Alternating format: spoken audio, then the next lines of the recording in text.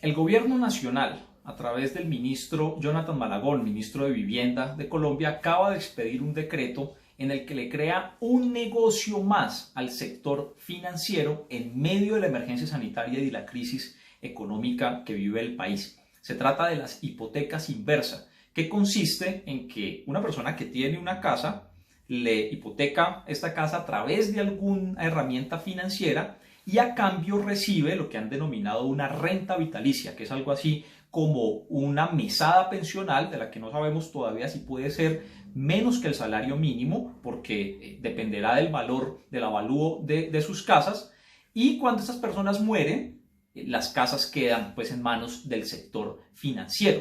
Se ha mostrado como un mecanismo de ayuda a los consumidores, de protección incluso de los consumidores, porque es apenas obvio que personas que son dueñas de un hogar pero que no tienen ingresos verán en esta figura una forma de obtener algunos ingresos, pero a cambio de entregar su patrimonio, patrimonio que ya no podrá ser heredado a sus hijos, del poco patrimonio que hogares pobres, que son los que necesitan acceder a esta figura porque no tienen los ingresos necesarios, no podrán heredarle ese patrimonio a sus hijos, sino que quedará en manos del sector financiero. Y el negocio surge de unos datos que entrega el DANE que son bastante llamativos. El 67% de los adultos mayores de 65 años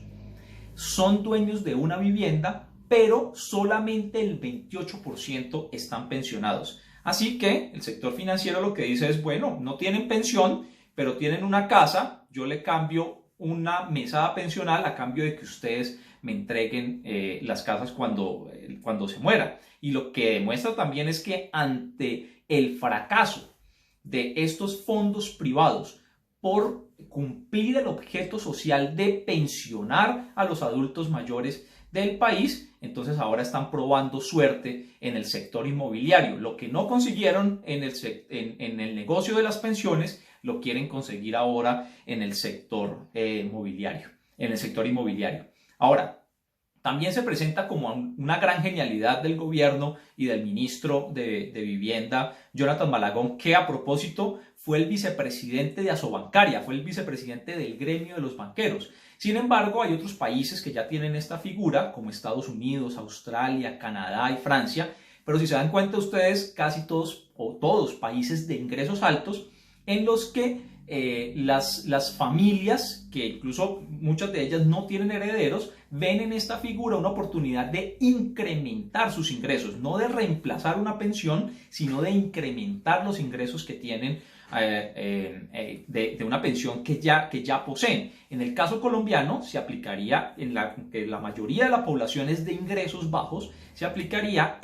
no para aumentar la pensión, sino para reemplazarla, para sustituirla, lo que de entrada, por supuesto, sabemos no resuelve el grave problema social que está causado por la existencia de unos fondos privados que no cumplieron con su propósito de pensionar. En ese sentido, no me extrañaría, y va por la misma dirección, que hacia futuro también se pueda hipotecar un riñón o un pulmón. Va muy afín a los intereses del sector financiero y de los negocios del sector financiero nacional. Sin embargo, sí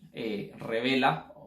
que hay un grave problema en el sistema pensional del país, que la mayoría de los adultos mayores no pueden acceder a una pensión y entonces se crean figuras como estas en las que se van a quedar con el poco patrimonio que tienen y que de ninguna forma se está pensando en una solución estructural para el problema social que tiene Colombia, que se refleja en que el 50% de los adultos mayores del país son pobres. Así que muy mala idea sacar este decreto, que es una vieja aspiración además de Asofondos, de ANIF e incluso de Fedesarrollo. Desde el año 2014 ANIF viene hablando del tema, después en 2015 Fedesarrollo sacó un estudio y en 2017 Asofondos lo planteó también como una alternativa y encontraron en el ministro Malagón y en el gobierno de Iván Duque, encontraron la oportunidad de materializar esa vieja aspiración en un ministro que proviene justamente de este gremio de los banqueros del país, pero que se convierte en una ofensa, en una agresión contra los hogares pobres colombianos, que ante la necesidad se verán obligados a sucumbir ante esta nueva figura del sector financiero para obtener más ganancias.